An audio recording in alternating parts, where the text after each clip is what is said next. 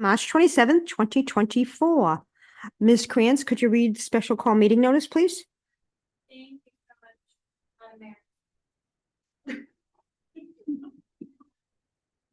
The Commissioners, Tammy McCaskill, Justin R. Campbell, Senior, Will Jones, and Rufus J. Borum. You're hereby notified that a special called workshop of the Palatka City Mission is hereby called to be held on March 27, 2024 at 5:30 at City Hall, 201 North 2nd Street, Palatka, Florida, 32177. The purpose of the workshop is to discuss the city's affordable housing program.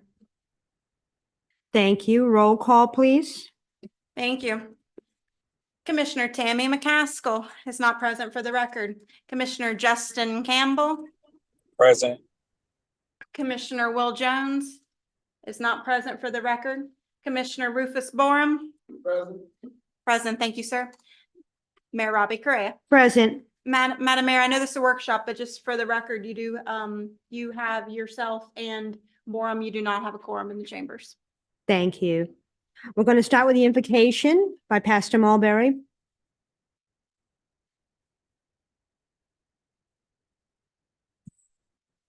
Dear God, we thank you again for this day. We give you glory. We give you praise and we give you honor. We pray thy blessing upon this meeting, this session as they come together.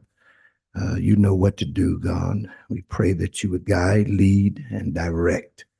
Give instructions as necessary. In Jesus' name we pray. Amen.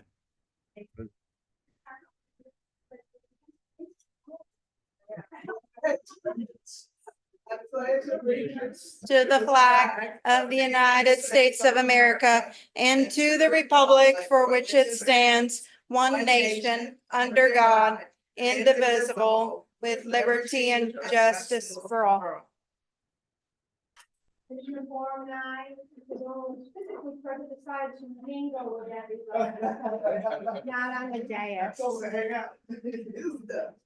Thank you. And we're going to start with a presentation of the draft affordable housing program. Oh, I'm sorry. I'm going to open the floor up to public comments. Is there anybody here for public comments? Can you give comment after the presentation? Yeah. Are you allowed to give comment after the presentation? Yes, we'll let you do that. Seeing none, we'll close public comments.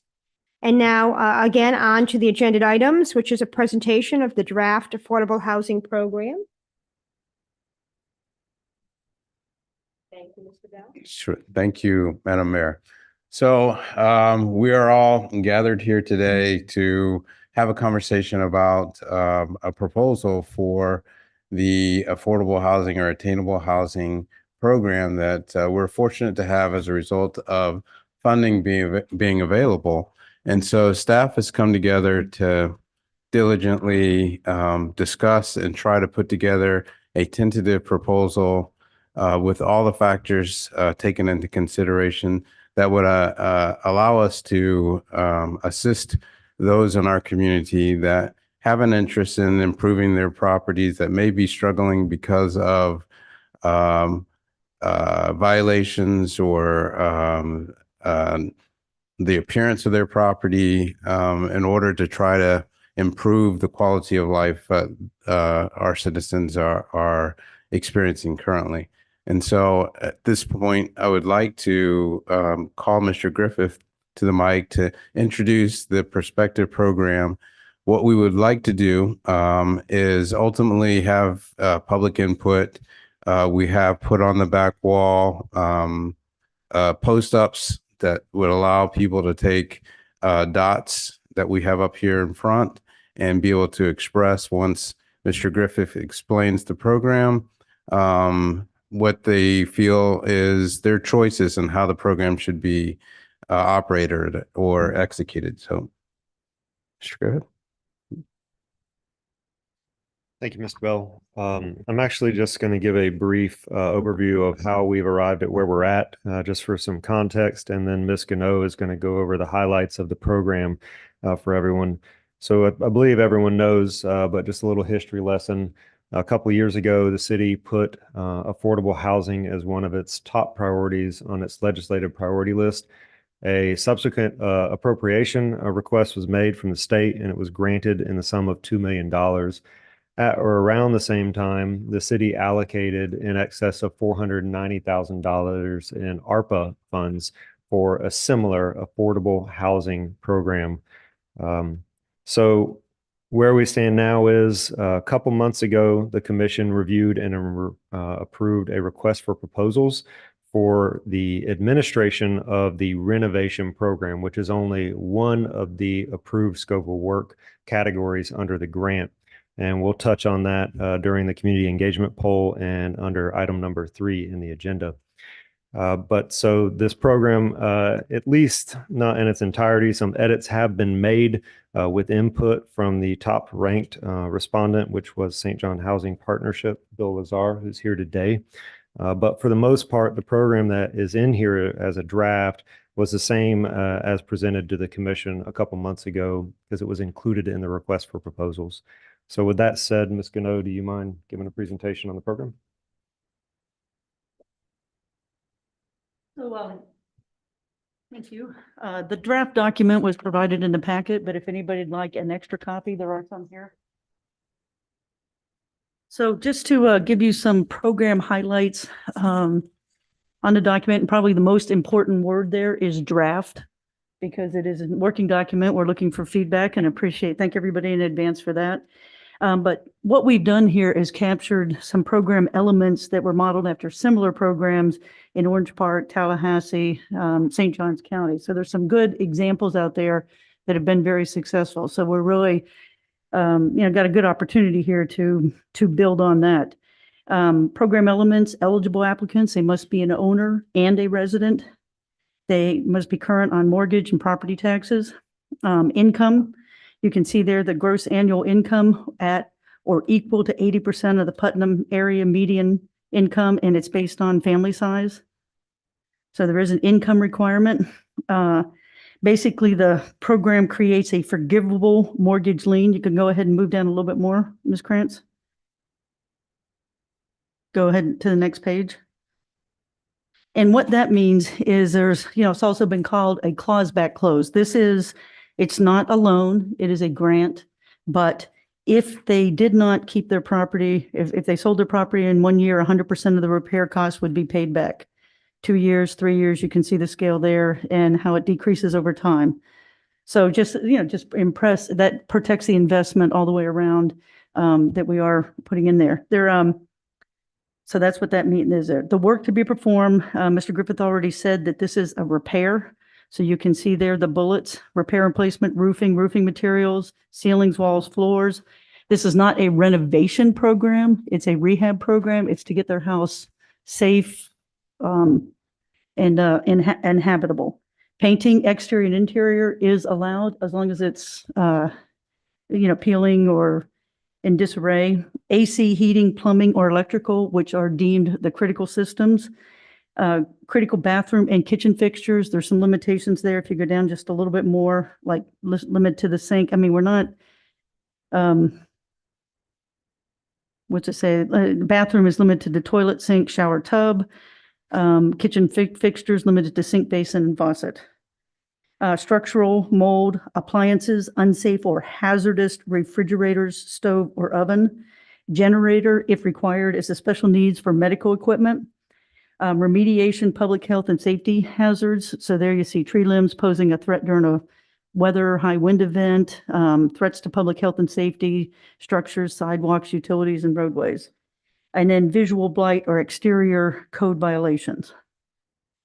So kind of what to expect, just to summarize in a little bit different words, we're proposing cycle 1, and what that would consist of is phase 1, scoring applicants. So we open it up, we get applicants back. We would keep cycle 1 open until we got for 60 days or 50 qualified applicants according to the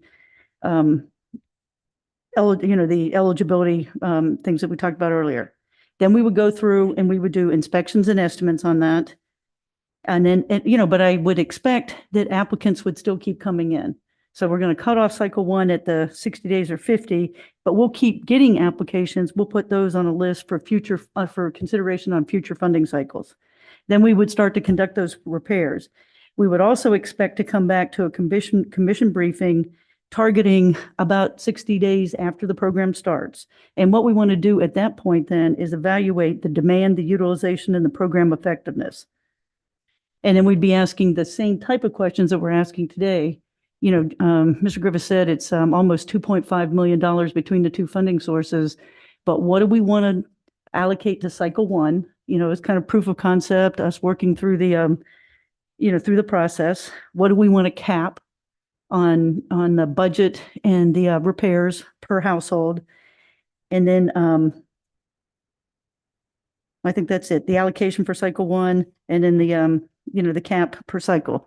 But then for this cycle, and then again, we'll be coming back after this first cycle and asking those same questions, allocation, cap, and then the budget for future cycles.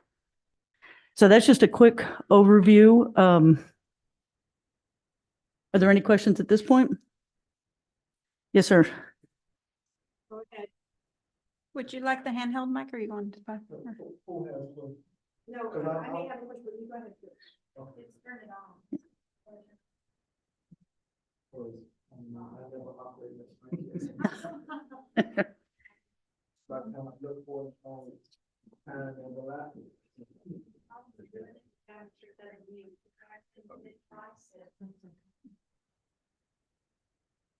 My question was just the fact that, I know you mentioned that you have to be a homeowner to have, I guess, qualify for the program. And it has to be homesteaded property. But what about people who own those homes that, potentially may rent it at some point? Just say, for instance, if they get the funds, they have the 5 years. So are there any clauses in there that may prevent them from renting it out or leasing it out at some point? Well, those are That's just a question. excellent points. If you go back up to the top, right now, it does not say homesteaded. It says renter own, it says owner and occupant, that they own it and occupy it. So, but I think your question was also, so we're not requiring it to be a homesteaded property, but we are owner occupant. Okay. But I think your question also was a little bit broader. What do we, if they're renting, are they eligible for this program? Yes. It's not written that way. Yeah. If they are. It says owner occupied. Right. If Yeah. So- What they're there and then they still rent. And then they rent afterward. Right. Right. Initially, they're an owner, but they rent subsequently. That would be a Yeah. lot of policing for that return to follow up on whether people are being honest. Bill's raising his hand. Go No, ahead. come on up to the microphone just to make sure that everybody. So let me introduce Mr. Lazar, who has had a lot of experience with these programs, and he's been a real source of education and focus for us. I'm Bill Lazar with the St. John's Housing Partnership. Most of the home repair contracts that we work with that have what they call it a deferred mortgage, the idea of it falling off, you have to you're putting a lien on the property. So you have to acknowledge the owner of the property has to be able to sign that lien and everything else. Most of them, what they say is there's 3 conditions for repayment. You want to sell the house, obviously that's one. The second is it's no longer your primary residence, or the third one would be you're changing title to it. And they do that usually it's usually a lot of the SHIP programs that have done that. Is simply because there's so many folks that need help. They've just kind of had to narrow the field down. The biggest challenge ends up being in small communities like where we work in both West Augustine and Lincolnville when it comes to heir property. You're in the house, you've been in the house, your grandfather left it to you, but you don't have clear title to it. We can't do SHIP rehab. We can't do rehab on a home because we can't legally get the proper owner to sign a deferred mortgage. And at a certain point, we're not even sure if the proper owner would give us permission. So we have to look at the title. We'll pull up the property record, see whose name's on the deed, and then that's the person we've got to work with. But most of them do end up saying it's got to be homesteaded property. The other reason for that, y'all haven't experienced it as bad as St. Johns County, but without Florida's 3% property tax cap, if your property's not homesteaded, you really are in danger of just running out of money when it comes to property taxes when you see the market take off. So it's not in there now. I'd suggest you put it in there just because I think you're going to have so many people apply. You might as well just start with trying to get the folks who do own it, have it homesteaded. And that's really who you're first trying to sort of stabilize. There's tremendous amount of help for some renters or landlords, especially those that aren't charging an arm and a leg, but that's a whole nother field of work. Madam Mayor, if I may, just a side note, Commissioner Jones has joined us via Zoom land. Okay, thank you. I have a quick question too, and it's related to the payback clause and where you were mentioning the heirs property issue and generational wealth. Does that apply? It doesn't say this, so I assume it doesn't, but what about if it's sold to somebody in the family so that somebody retains that generational wealth, you know, and it doesn't become, is that possible to include that? Right now, it's not in there? There are ship documents that take that into account. Okay. And usually what they say is the family member going to occupy the property, in which case they'd allow the lien to continue. If the family member says, mom and dad passed away and I want to turn it into a rental property, at that point, they start to look at, well, could you pay it back so we could help somebody else in the community? And that makes perfect sense, but if it was going to remain in the family and it was going to be occupied by the family, it would be great to allow that to continue without them having to pay that back. Okay. Does anybody else have any questions? Do you want to come up here, and you said you had public comment, limit it to 3 minutes, please? I don't know who I addressed this question Give to. your name and address, please, for the record. My name is Melissa.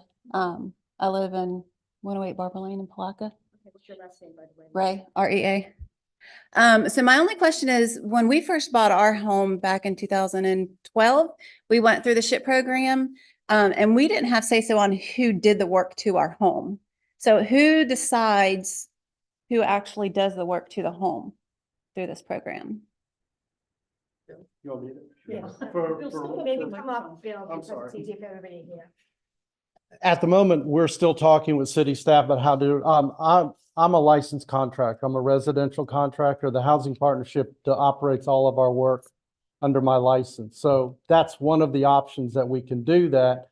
The other option is to try and hire local contractors who would do the work that have to at least be vetted to provide proper insurance, licensing, and everything else, because whether it's in St. Johns County or other places I've worked, the homeowners, we haven't been able to get a group of homeowners to say, oh, I'm gonna pick anybody I want, because they've got to get the contractors to agree to a scope of work. They have to provide proof of licensing.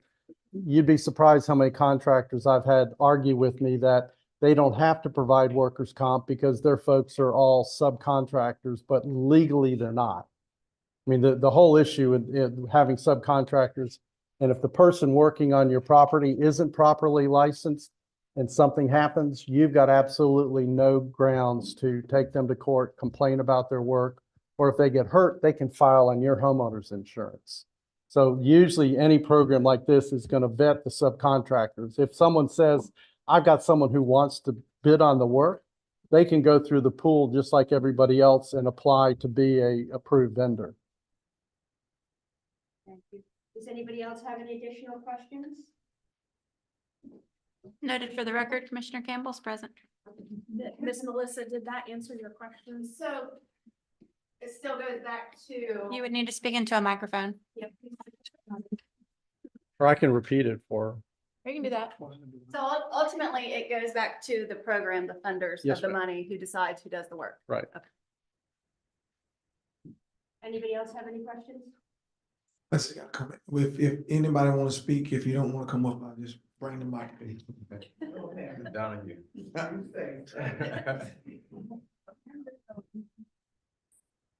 Terrell Hill, 805 St. John's Avenue, Palatka, Florida. My question is more so comment and it's informational purposes. As we talk about this money from a historic perspective, we remember the ARPA workshops. There was Wealth Watchers and Carrie Davis, and I think Mr. Lazar is familiar with Ms. Davis, and they've had some interworkings in the past. Wealth Watchers actually partnered with the city to go in and do applications for USDA grants for seniors, as well as do housing inspections, and they were awarded funding to work with the city of Palatka. And they got over $100,000, I think it was like $150,000 that they got at one point. And they started doing inspections. We vetted out over 230 applicants who came through. They reduced it down to like 30 applicants at that time. And that was 3 years ago, at the beginning of the pandemic. And where we are now is, at this point, some of the heavy lifting that needed to be done to vet the people that were in place, very similar processes. I think overall we're there. It seems logically that we would try to find a way to take those people off of those lists that were working with the city and wealth watchers, and who've been waiting patiently after having inspections on their property, to have them put into a position where they would be able to get, if nothing else, priority in what was in place, because they were the first applicants. There were like 460 people who came over a 2-day process to come in and apply, and there were 30 that were inspected. To give you an example of how long the wait was, there was a 102-year-old citizen who subsequently died waiting on help to get her house renovated. And so if we've got citizens who've been waiting and trusting us, then we need to at least make the effort to do that. If you recall, Commissioner Borum or Commissioner Campbell, at that time, when the request was made, that additional 490,000 that went into that pot from ARPA funding was the money that was intended to be used to supplement those home repairs. And so that's kind of my process. I've talked to Mr. Lazar about it, and I think that's, but it takes commission directive to be able to put those things into motion to get us to where we need to be. Are there any additional questions or comments? Then we're going to move on to the next item on the agenda, which is basically taking a recess and then completing the community engagement poll. As you can see, the flip charts are up there on the wall. And if everybody could participate, that would be great, and provide their input. We could certainly use it and appreciate it. Can I make Dan, go ahead. quick comment? Thank you. So what we're asking everybody to do is to take your 4 dots and go to the wall when you come back from the recess, and put a dot on each of the 4 maps at the location that you would support for each of the questions that are asked. So you're going to have 4 dots, 1 for each of the maps that are up on the wall, butcher papers that are up on the wall, and you're going to take 1 dot and put it in either, for instance, on number 1, where it says how much funding should be allocated per house per project. If you feel that that number should be 10,000, you're going to put a dot next to 10,000. And then you're going to go to the next butcher paper. It says, how should the program be marketed? You're going to take a dot and put it on the one that you think is the most important method for marketing. So there's 4 butcher papers and 4 dots. So we'll go ahead and take a recess now and come back. And how long is our recess? I think I was going to put it out there. Do people want to take a recess or just go right into doing this, which maybe the majority of the wishes, moving it along. I'm getting signals. Noted Yeah. for the record, Commissioner McCaskill's present. We see that. Thank you. Yes, so let's just start our community input and collect your dots. Are we passing out the dots? Yes. Okay. Well, we can do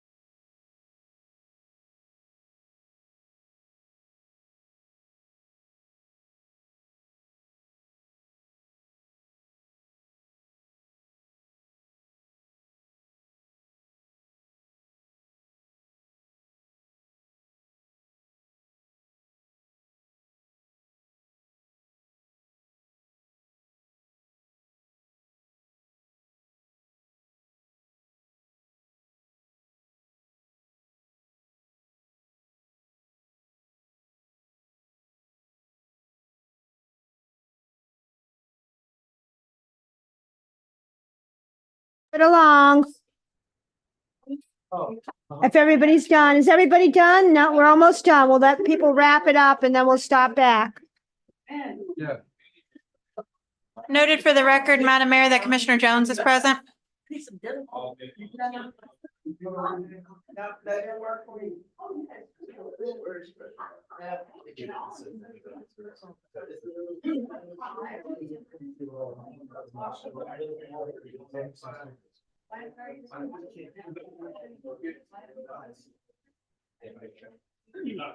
Everybody, we are hot now.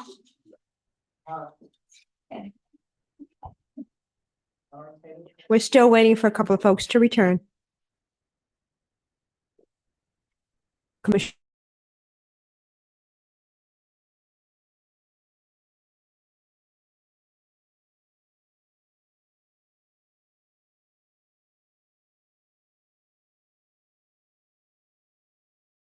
Item on the agenda is program discussion and recommendations. Fellow commissioners, do we have any thoughts? I know that Mr. Hill brought up considering rather starting with the list of folks who were waiting for the last time. That Commissioner Campbell, please use microphone. do you want us to go back up to the dais for this? Would that be easier for everybody? We were just down to 2 people here, commissioners. Now we're all here, so maybe it's best if we go back up. Yeah, rather than. I can pass the microphone. Okay, that's fine. Whatever works, but Aside of what has been recommended, have we considered a focus area? I think when we're dealing with things of this nature, if we want to be able to really see the money at work, so have we taken into consideration a focus area or focus areas? Ms. Gano or Mr. Griffith, have we considered that, or Mr. Lazare? Commissioner, it hasn't really been a topic of conversation. I can tell you, in reference to having a visual impact, there's been extensive conversations about making sure this program also addresses visual blight, in addition to helping those that are in need of this assistance. We tried to craft a document that would work for the entirety of the residents of City of Palatka, regardless of their geographic location. Yeah, and I concur with, former Mayor Hill, as it relates to the people who was already in the pipeline. Because I do recall, those individuals being in the pipeline and some were not served. So I think if we give consideration in those regards, I think that'll probably be a good start as well, at least consider. So consideration. Commissioner Jones. Next. Yes. 1 second, Mr. Griffith's gonna add something quickly and then we'll turn it to. I just want to volunteer something for that discussion. So something that you would typically see in a redevelopment agency, this is just a comparison. I'm not making a suggestion that you focus on a redevelopment agency area, is that they will list target corridors or target properties. What you could do, rather than limit it to just those areas, is you could add another scoring matrix to give additional points to, say, specific target corridors that have excessive visual blight.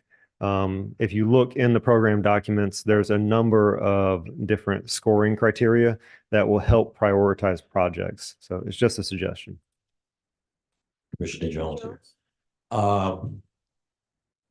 I think we should also prioritize areas that does not get any assistance or have any other existing programs.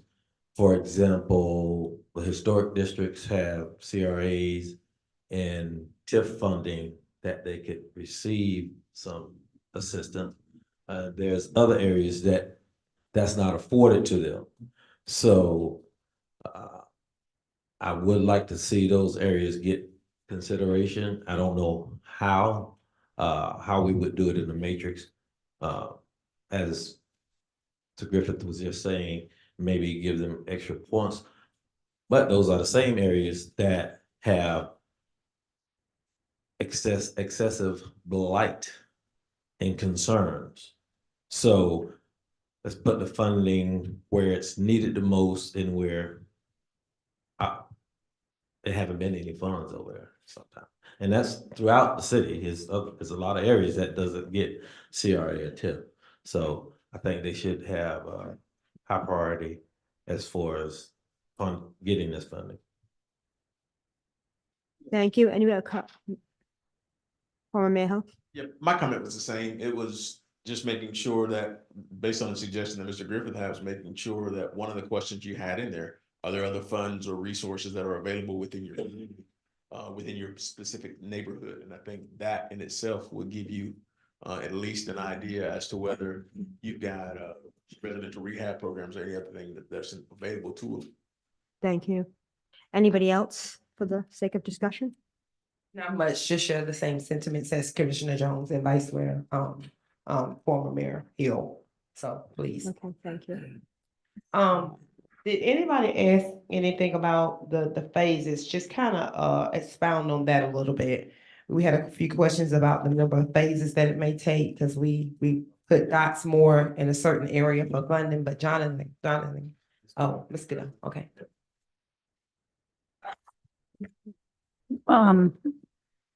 We haven't proposed a total number of phases. We've identified cycle one, and then it'll have two phases. It'll have the, phase one is getting the applications and scoring them. And then phase two is conducting the inspections, estimates, and then repairs. So you have a funding cycle with dollars allocated to it. And then you have two phases within that. So, Marcia, if you could add just when we come back to the commission so that they could evaluate the program effectiveness and proof of concept and maybe future allocation to funding. Absolutely. What we want to do is we propose coming back, we target, within 60 days after we start. So we got to come to the commission. We got to get a start date for the program. Then, Mr. Lazar is off and running. So we think it would be, maybe July or August that we propose coming back to the commission. And then, at that time, we'll have some real working examples and information. So you can evaluate the program, the demand, the utilization, and the program effectiveness. And then we can ask the same questions again. How much do you want to allocate for the next cycle? What kind of cap, what kind of budget is, did we pick a number that didn't work for us and make some changes? Your question? Yeah. So, well, I get the blight to bright and the city's position on wanting to clean up properties, but for affordable housing and whatever you want to call it, wouldn't you want to go in there and fix more code and life safety and things like that?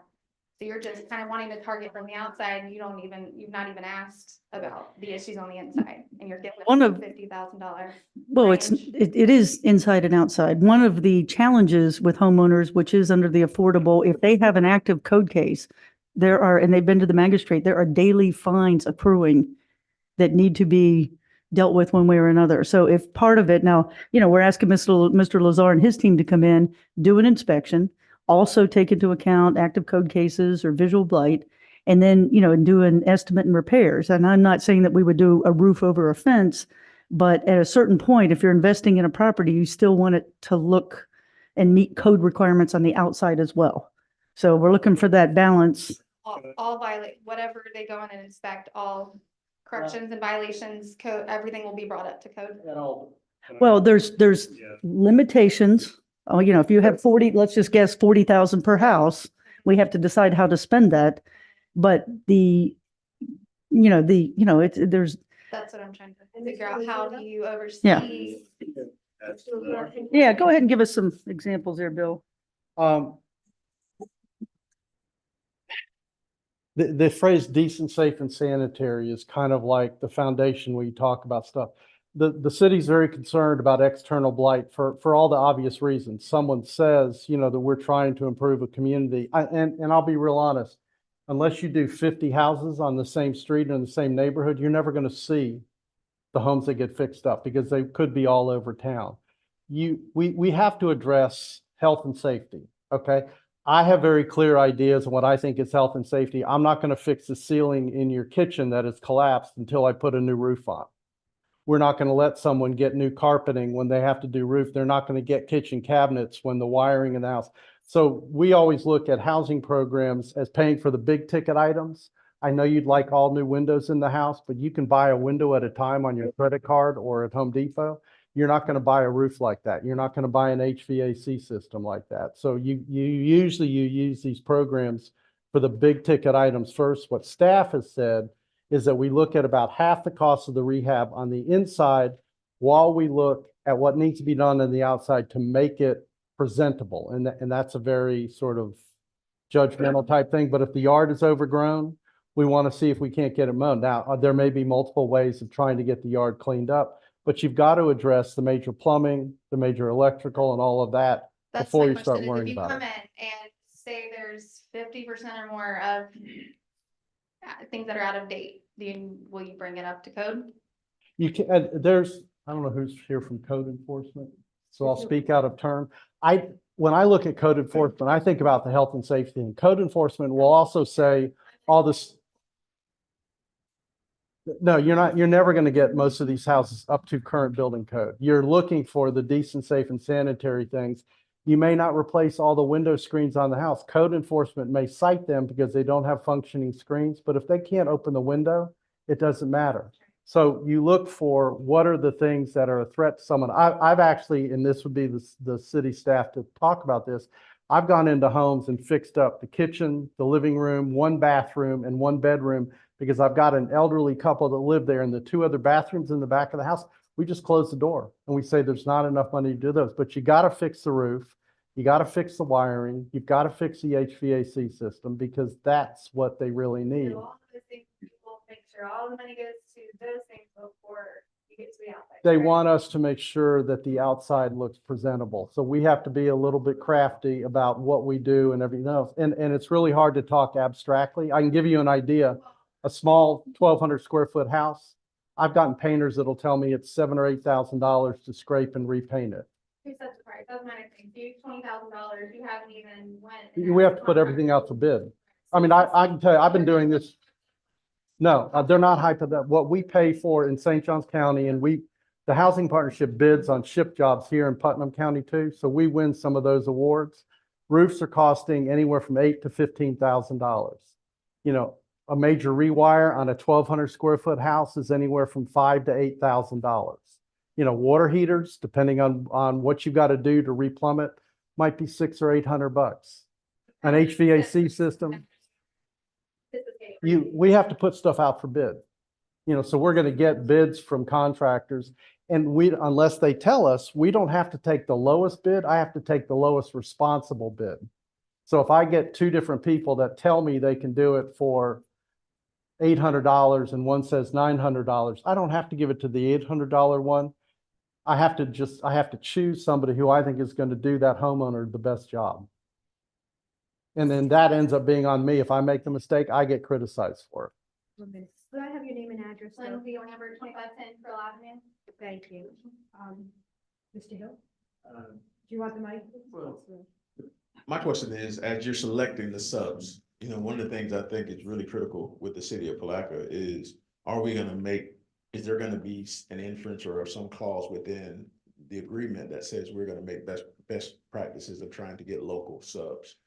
And when I say local in this particular situation, I mean those that are located first in the city of Palatka, because all too many times we'll get subs who are within the county, which is wonderful, but at the end of the day, the people who live in the city limits pay the taxes and get the resources here. And I understand this is coming from appropriation, but I think there should be some rider inside of this agreement that says we're going to give preference to city of Palatka contractors first and then Putnam County contractors subsequently before we start to send all the money. Because also many times I'm seeing contractors from Jacksonville and Orlando and everywhere else that are coming here and making millions of dollars, while local guys are just standing on the sideline looking for work. So thank you for bringing that up. Part of the criteria that we used to evaluate the respondents, it was experience and qualification, 40 points, cost of their proposal was 40 points, and ability and plan to use local vendors was 10, and then outreach, community outreach was 10. So we incorporated that into the proposal. We've talked pretty extensively to Mr. Lazar. He is very committed to using local vendors, has a lot of good ideas on how to bring that in. We don't, we're not we're not anticipating addressing that as part of the program docs at this point, but that is part of what the criteria that ZZale is accountable for.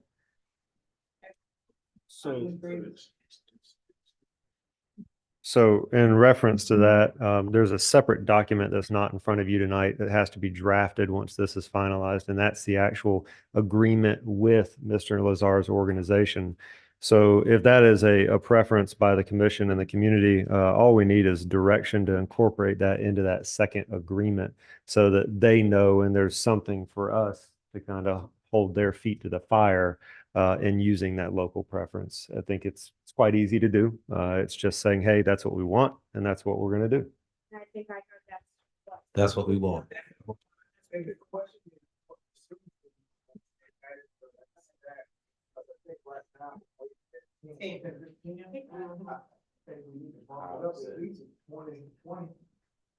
I agree. Yeah. We want to make sure it's a good enough weight to where if they do score, then the local preference would help if they meet all the other criteria in terms of they meet all the qualifications and everything else. I'd just like to see that from information. Yeah, I think what I'm hearing and what I want to clarify is that what Ms. Gano referenced was the scoring criteria to select their organization. So the way they represented themselves and their response led, the committee that scored them to believe that they did have some indication that they wanted to use local preference.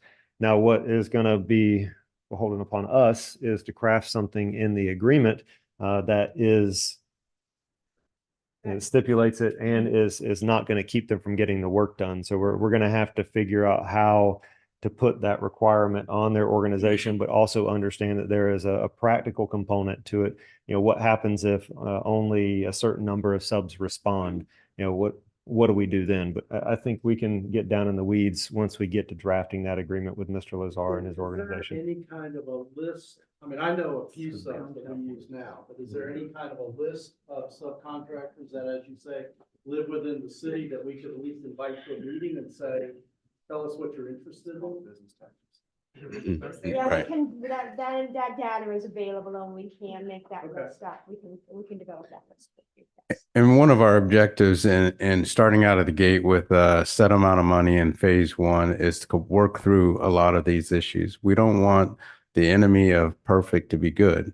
And so there are some issues that we're going to have to try to work through. We cannot legislate exactly everything that we want to do. But if we have targets and we have objectives that we want to try to meet, we can work through that.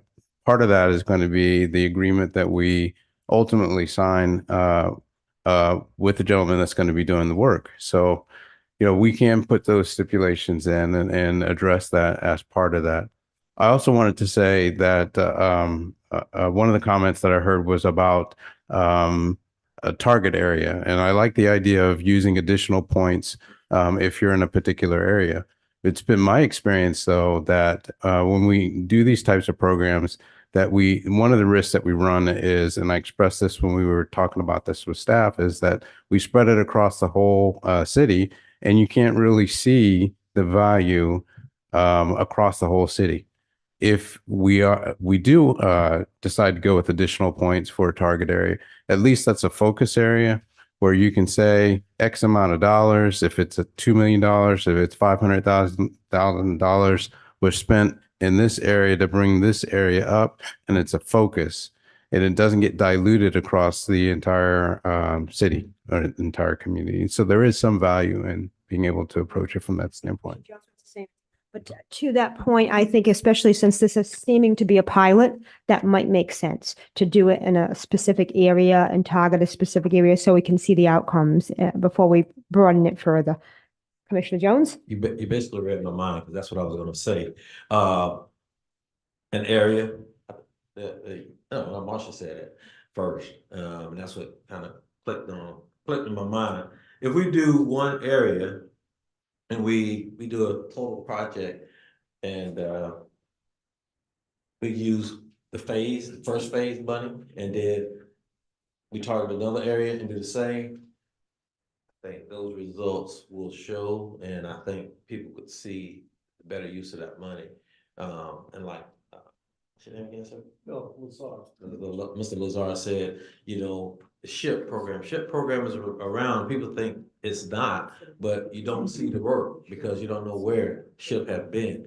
With this targeting a specific area, and someone said it, if we go down, unless we're gonna go down a road and concentrate on the road, we won't see a difference, but if we do, we'll see new roofs, you know, 5 or 6 roofs, and we can see where the work have been performed, and that makes a major impact. And folk will get those applications in, and folk will want that same stuff in their area, their particular area. So it's a lot of criteria, but wherever criteria, I would think it's gonna take code enforcement, it's gonna take public works to go in and identify, and even us to identify and then come back and agree to these areas where we'll make a greater impact. And then all 3 phases, is it 3 phases?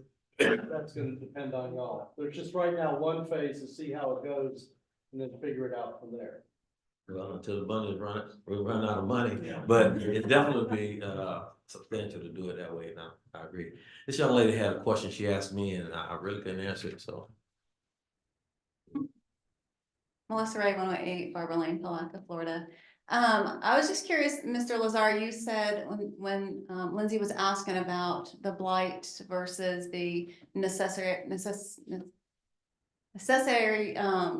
remodels that need done on the inside, the outside of the inside, and you said they want this. Who are they that's requiring the outside to be done? Because I get it, we want our community to look good, but in the meantime, there's people living in houses that need work for their livelihood. And maybe if we improve the livelihood of the people in the home, then they can get up and start doing the work that needs done on the outside. The other question is, I heard about fines. They're being fined because their houses are not looking good on the outside. If they're able to use this funding to have their house up to expectation, are those fines going to be dropped? Is this funding going to help pay for the fines? Hi, good questions. So the fines are based upon code enforcement violations when a property is found to be in violation of one of the codes within the city code, not Florida Building Code, just for clarification. They are not eligible to have those liens reduced until the property is brought into compliance. So that's the trigger there. So it's really important that those outside code violations get addressed so they can be in a position where they can come before the city commission to apply for a lien reduction of those code violations. And those city code violations are set and established by whom? They are in code. They are codified in the city code, which you can access online through Muni Code. I can also provide you a copy if you want to get me your email address. I can give you a copy of what those what constitutes a violation. And we have a code enforcement department that goes out and does code enforcement. So that's the group that we're talking about. And I believe, to one of the commissioner's points, if we began to do this kind of work in a neighborhood on a street, the other people that live on that neighborhood are going to be more inclined, right, to be able to, yes, and address the aesthetics as that process goes.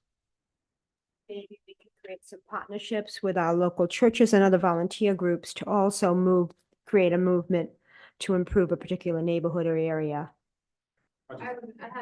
Well, okay, Commissioner. I just have a question with regards to the list that was already formulated. How accessible is that list, and approximately how many individuals are already on that? Roughly 30 on the final list.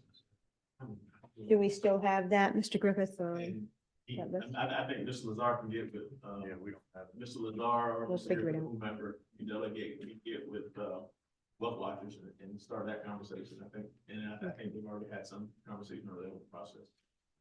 Okay, Was thank it you. Wealth Watchers one of the applicants for this project? Yes. So there are 2 consultants, contractors, or they're just one? Is it just St. John's? No, they applied, but we Okay, were. so we're just dealing with one entity, okay. Yes, sir. You might have, I did have a question. So since we're speaking about, you know, phases and maybe doing the construction, Is the city willing to waive impact fees? Has there been any discussion on, does the city cover those fees? You know, because when you define affordable, that would help make a home affordable, and the city does have the ability to do something with that. So has that been discussed? And that has not been considered. I can certainly note it, and take into consideration. Fees if they'd be willing to waive, just because in the name of affordable, that would make it affordable. Like down payment assistance is going to make something affordable. You're able to give someone a 20% down. I mean, if you're giving $40,000, you're gonna give someone an opportunity to get into affordable housing. That's just fine. Yeah, and other jurisdictions have taken into consideration a reduction of impact fees for affordable housing, so that's certainly something that we could look at. It can get to be a slippery slope, as Mr. Lazar can probably attest to in St. Johns County, but it's certainly something we can look into. Is there any further discussion? I do have one more. So you don't have an agreement yet. I'm just asking out of curiosity. We don't have an agreement. You're making phase one, then you make the agreement. Is the agreement with St. John's Housing Partnership just for phase one? Is it a 3-year contract? Is it a percentage? How do we get? Mr. to the Griffith, point of would you being- like to If they don't like us after phase one, then get rid of it. I'm just wondering, is it a set fee? Is it a 1-year contract? Is it 10% of the award? Is it a monthly fee? I'm just curious as to who gets. There's no monthly fees based on performance. So if we get, they have asked us to both come up with, what are we gonna charge to process these applications? One of the questions that I have is, if you send a notice to everybody in the city, I mean, Mayor Hill said they had 260 people apply the last time they did that. That was just, I don't know how many people were noticed, but at a certain point, if people apply, someone has to be paid to go through that entire process and score it. At a certain point, if we're only gonna do 25 or 30 homes, I want about 50 applications. I don't need 260. These programs are always gonna be oversubscribed because there are always way more people than we have the state, the feds, or anybody else committing money to. So the best you do is start, as they talked about, try and have a couple model programs and then go hunt more money, because you're gonna have people lined up at the door asking for help. We're still trying to figure out, because I don't know yet. How much you're gonna charge? No. I mean, I know what we normally do in St. Johns County, but that's, we act as the general contractor and we oversee all the work. We have to pay everybody up front. Our subs get paid weekly. Okay, so my question is that you are going to be overseeing the program and you're going to be qualifying the subcontractors. Okay, so you don't have a set price yet. Shouldn't you have submitted something that would make maximum? We don't have a set. So, Bill, you did, in your response, you have a set price for your inspections and administration. So there's the difference there. So they were selected because they had the lowest inspection and administration cost of the program. What's not known is the cost for construction at a specific location. That's a certain way to deal with it. If there was 50, because someone said we wanted to spend $5,000 a house. That's the problem that I have is that when you give up $50,000 opportunity, right? There's $50,000 that this person has available. Contractors come out, Right. you go do the inspection and you pick what they're gonna come and bid on? Is that how that works? The contractors there will be an entire scope of work for the house. So you'll write the scope of work. We'll write up the scope of work. We will get estimates for each one of the items. Yes, as a licensed contractor, I can hire an HVAC company separate from a plumber. We don't separate know from an how much electrician. that fee structure is yet. We don't know what the work is gonna cost, because we don't know what people are gonna bid on. Every house is gonna be different. So you get paid per contract that per client that receives funding, you get paid to oversee that process, that goes at that house. I don't know, what I don't know yet is who's gonna do the work. The housing partnership can operate as a contractor, and we have our own employees and we hire our own subs. We can operate just as a consultant and hire other licensed contractors, who will then hire their own subs. So all of that has to still be. We have to iron out some of those, and I think we also want to move on. We will get you those answers, though. So we're going to move on to the program administration, including marketing, discussion, and recommendations. Anybody's thoughts on that?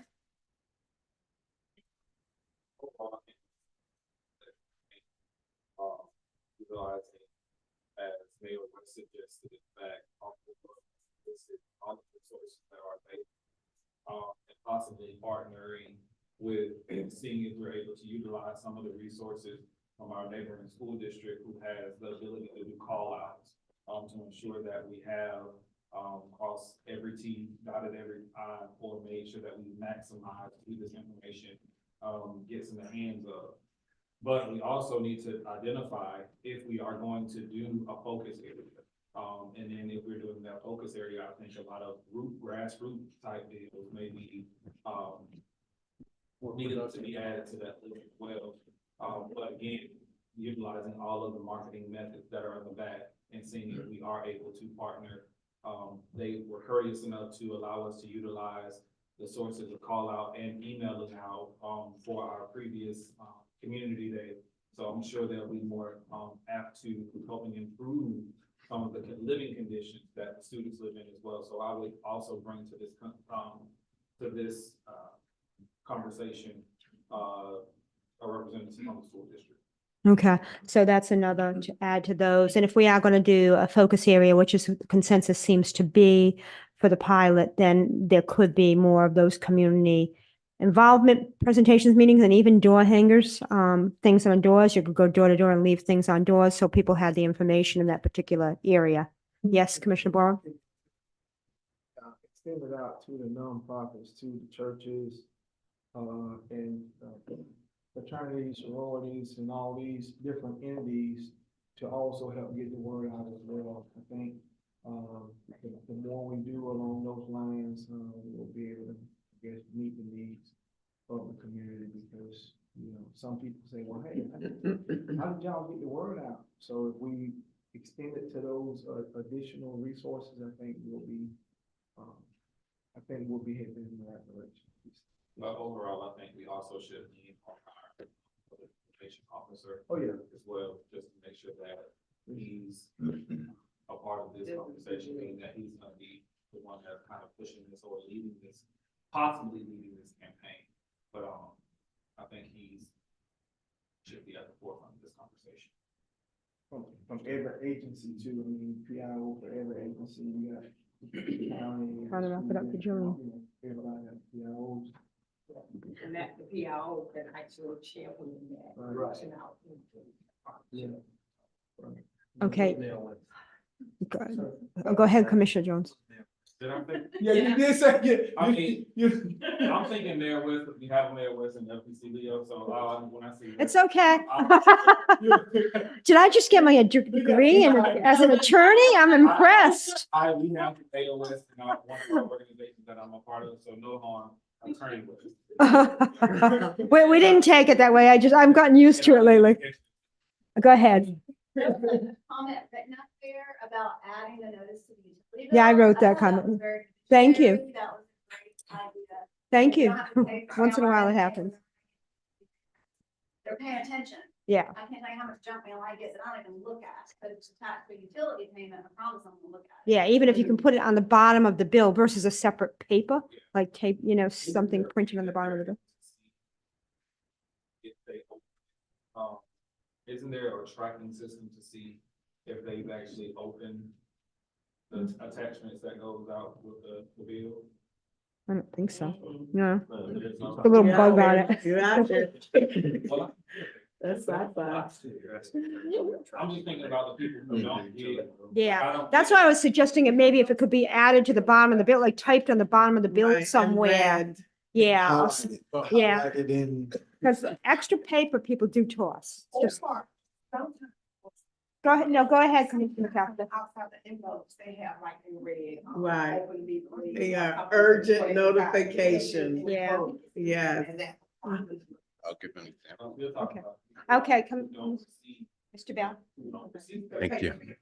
Just to give you an example, the utility company just sent out a separate letter to everybody that had a utility account offering to do deposit refunds.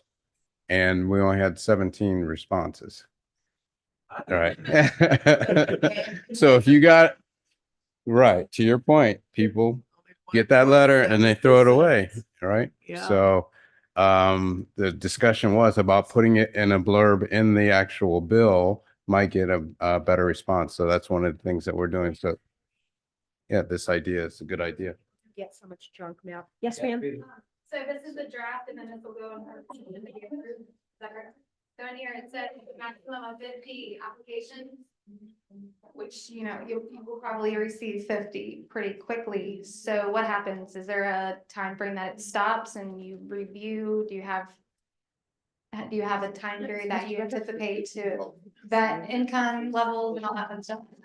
In that, y'all say it's a 60-day application period or the first 50 approved applications. 50 qualified applications. And again, that's just cycle one. And so that's proof of concept. So after 60 days or even sooner, if we get more than 50 qualified applications, that's an opportunity to come back, you know, in the public forum to the commission and say, hey, we got this many that qualified. This is going to be utilization of the first, let's say it's 500,000. That was the vast majority of dots placed on that selection. And at that point, they may say, well, let's roll out another cycle and let's allocate some additional funding. And this is going to be a work in progress, as we've said, and we're kind of piloting this, but hoping that this will create some excitement and some improvement in our city. Is there anything else? Anything else? Okay, with that said, you're welcome. Thank you for participating. Do we have a motion to adjourn? Motion. Look at them jump.